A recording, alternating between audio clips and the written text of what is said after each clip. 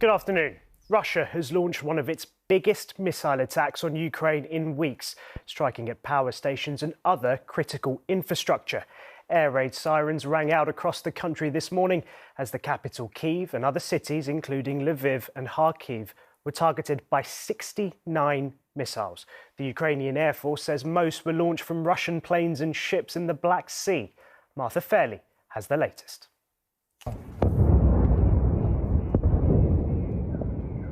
It is a sound now all too familiar to residents of Ukraine's capital, Kyiv.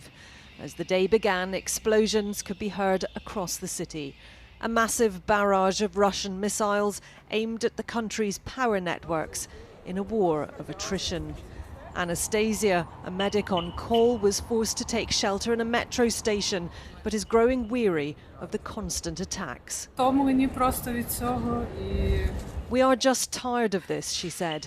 Yes, we are trying to react and go to the shelter, but this interrupts our life. We don't know how long the war will last. It's hard to be afraid every day and put your life on hold. Other cities also came under fire. Above Lviv, near the Polish border, there were smoke trails from missile attacks that have left 90% of the city without electricity. I think it's important to note that the targeting of civilian national infrastructure and indeed civilian areas is against the Geneva Conventions. Russia is breaking international law in what it's doing, not only with its invasion, but also with the targeting it's carrying out. And there will be a response from the rest of the world to that type of behaviour. Taking shelter is now a part of daily life. No immediate deaths have been reported from the 69 Russian missiles fired. 54 were intercepted. But this is one of the biggest waves of Russian strikes on Ukraine since it began its attacks in October. Martha Fairley, ITV News. Merseyside police have arrested a third person in connection with the murder of a woman in a pub on Christmas Eve. 26-year-old Ellie Edwards was shot in the head at a pub in Wallasey. Detectives say she wasn't the intended target.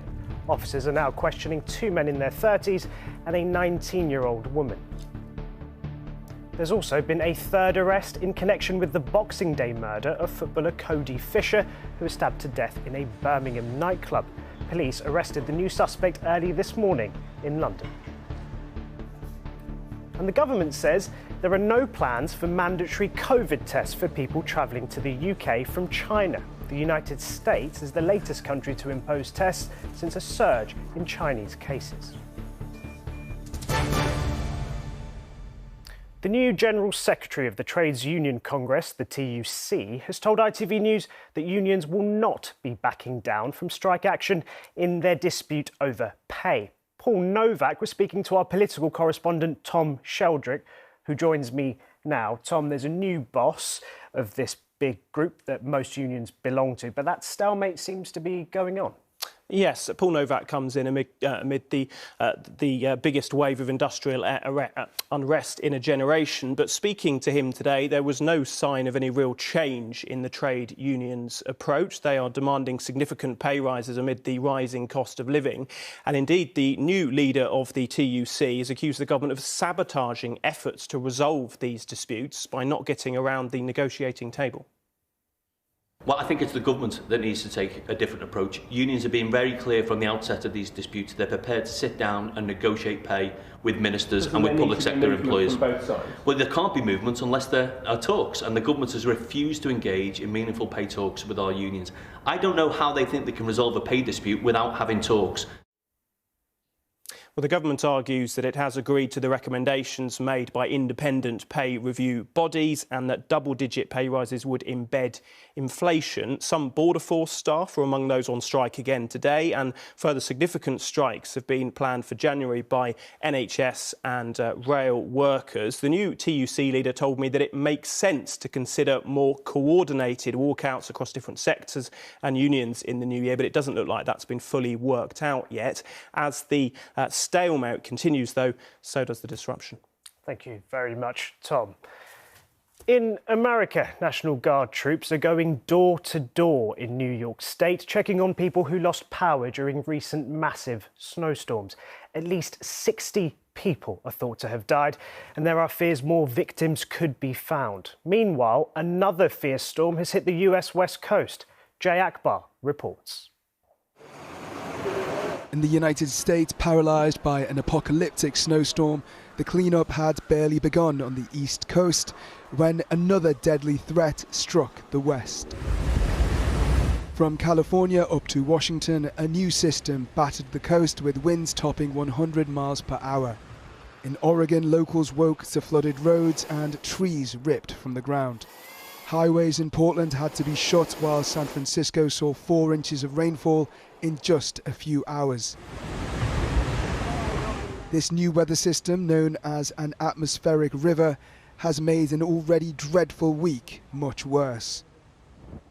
At least 60 are believed to have been killed in the so-called bomb cyclone which paralysed much of North America, 34 of them in the city of Buffalo, New York alone. The loss of life during this winter storm is a very, very painful thing. For all of us, we are heartbroken. This was a historic storm, probably the worst storm that the city has seen in over 50 years, and perhaps, maybe, the worst storm in recorded history. Even now, as the snow begins to clear in parts of New York, officials fear it could cause floods. Only after it clears will we know the true death toll from this cataclysmic storm. Jay Akbar, ITV News. And that's it from me. Lucrezia Millarini will be back with all the latest developments at 6:45. Have a great afternoon.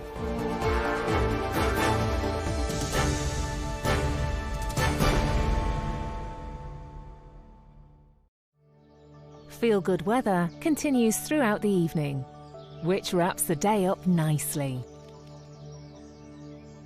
Heinz Seriously Good Vegan Mayo sponsors ITV National Weather.